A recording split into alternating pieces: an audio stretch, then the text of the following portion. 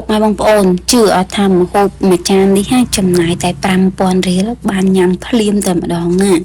ហើយមុខម្ហូបនេះគឺមានឈ្មោះថាគ្រឿងក្នុងមាន់ឆាប្រៃផ្អែមណាពុកម៉ែបងប្អូនចាហើយគ្រឿងក្នុងយើងនេះគឺស្រស់ស្រស់មែនណាពុកម៉ែបងប្អូនដែលខ្ញុំទិញមកពីផ្សារហើយចង់ដឹងថាតើ5000រៀលហ្នឹងបានអីគេខ្លះសូមទស្សនាវីដេអូទាំងអស់គ្នាណាពុកម៉ែបងប្អូនអញ្ចឹងដំបូងខ្ញុំទៅសារព្រឹកនេះគឺខ្ញុំបានទិញគ្រឿងក្នុងមាន់ស្រែណាបងប្អូនគេលក់ក្នុង1គីឡូវា20000រៀលចាហើយខ្ញុំទិញ3ខាំគាត់ថាយកតែ5000ទេចាអញ្ចឹងយើងមកសម្អាតទាំងអស់គ្នាមកចាហើយស្រស់ស្រស់ដែរណាបងប្អូនចាលាងទឹកលាងអីឲ្យស្អាតបែបហ្នឹងមកបេះអាសមួយឲ្យជាប់នឹងកោះវាបងប្អូន5000នេះគឺបានកោះ3ថ្លើម2ចាហើយហាន់វាបែបហ្នឹងមកនិយាយទៅហាន់តាមការចូលចិត្តរបស់ពុកឲ្យបងប្អូននេះចង់បានធំក៏បានទូចបានតែខ្ញុំចូលចិត្តហាន់ធំចាពេលដែលញ៉ាំទៅវាឆ្ងាញ់ណានិយាយទៅអីក៏ដែរខ្ញុំចូលចិត្តកាត់ឲ្យធំចឹងទៅញ៉ាំទៅពេញមាត់ល្អហើយបន្លែម្ទេសផ្លោកចាម្ដេងទឹកក្រូចម្ទេសខ្ទឹមសខ្ទឹមក្រហមហើយនិងស្លឹកខ្ទឹមចាដោយសារហាងមានស្រាប់អញ្ចឹងចំណាយតែ5000ទេបានញ៉ាំតែម្ដងប៉ុន្តែបើសិនជាពុកម៉ែបងប្អូនអត់មានអញ្ចឹងមានតែទិញខ្ទង់លំបាក7-8000ដែរណាបងប្អូនបើសិនជាអត់មានតែខ្ញុំមានស្រាប់ទេខ្ញុំចំណាយតែសាច់ទេចាអញ្ចឹងយើងហាន់ម្ដេងស្លឹកក្រូចខ្ទឹមក្រហមខ្ទឹមសអញ្ចឹងមកខ្ទឹមសនេះយើងដាំមិនច្រាំទេណាចាអញ្ចឹងបន្ទាប់មកគឺម្ទេសហាន់ឆិតបែបហ្នឹងបន្ទាប់ពីម្ទេសហ្នឹងគឺម្ទេសផ្លោកចាម្ទេសផ្លោកហ្នឹង3ម្ទេសហ្នឹងខ្ញុំគិតថា500អីទេចា3-4ម្ទេសហ្នឹងណាម្ទេសផ្លោកហើយបន្ទាប់ហ្នឹងស្លឹកខ្ទឹមនេះពុកម៉ែបងប្អូនអាចសុំគេបានដោយសារយើងទិញអីចឹងទៅយើងសុំគេបាននេះចាហើយបន្ទាប់មកយើងបុកគ្រឿង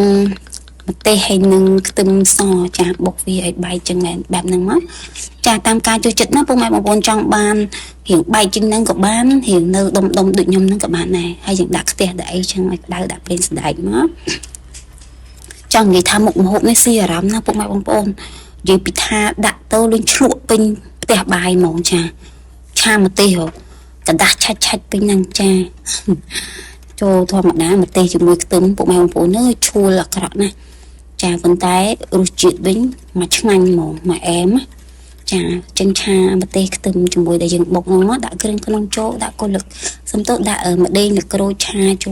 មួយគ្នាមកម្ដេងទឹកក្រូចនេះបើពុកម៉ែបងប្អូន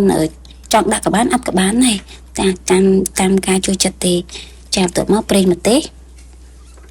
បន្ទាប់ពីប្រេងម្ទេសគឺទឹកសោសយើងបន្ទាប់ពីទឹកសោសហ្នឹងគឺស្ករសណាពុកម៉ែបងប្អូនយើងរៀងផ្អែមបន្តិចយករសជាតិប្រៃផ្អែមចាហើយដាក់ម្ទេសផ្លោកចូលចាបញ្ជាក់បងប្អូនថាបើសិនជាអត់មានទឹកសោសដូចខ្ញុំបងប្អូនអាចដាក់អំបិលស្ករប៊ីចេងធម្មតាទេពុកម៉ែបងប្អូនហើយប៉ុន្តែសម្រាប់ខ្ញុំសិតអាប់រូប9របស់ខ្ញុំណាប្រចាំហាងគឺខ្ញុំប្រើតែទឹកសោសហ្នឹងទេហើយខ្ញុំមិនថាឆាហ្នឹងញ៉ាំចំពោះតែភ្ញៀវអីទេសូម្បីតែខ្លួនឯងក៏ញ៉ាំដែរអញ្ចឹងវាសុវត្ថិភាពសូមនិយាយថាគ្រឿងទេសអីដែលយើងប្រើប្រាស់គឺសិតតែមានកម្រិតចាសិតតែមានការថ្លឹងអីត្រឹមត្រូវណាចាអញ្ចឹងយើងចាប់ផ្ដើមឆ្អិនហើយយើងដាក់ម្ទេសហើយនឹងស្លឹកខ្ទឹមចូលចាជាការស្រេចណាពុកម៉ែបងប្អូនចា5000រៀលមែនណាពុកម៉ែបងប្អូនចាហើយរសជាតិវិញគឺប្រៃផ្អែមហឹលចាឆ្ងាញ់ណាស់ពុកម៉ែបងប្អូនខ្ញុំញ៉ាំបាយឡើងអស់មួយចានកន្លះចា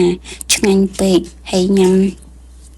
ដល់ពេលចឹងនិយាយទៅជឹងញ៉ាំលក្ខណៈក្លៀនផងអីផងជិះថាឆ្ងាញ់ឆ្ងាញ់ពិសេសជាងគេម្ទេសផ្លោកដែលយើងឆាជាមួយសាច់មាន់ចឹងវាចូលជាតិល្អចាហើយនឹងខ្ទឹមសខ្ទឹមក្រហមហ្នឹងញ៉ាំដល់ដំណក់ចុងក្រោយនេះពុកម៉ែបងប្អូនចង់និយាយថាអត់ដែរចេញមុខតែឥឡូវដល់ពេលចេញមុខឲ្យពុកបងប្អូនមើលទៅវាអៀនដែរចាហើយនឹងឲ្យកូនថតឲ្យចា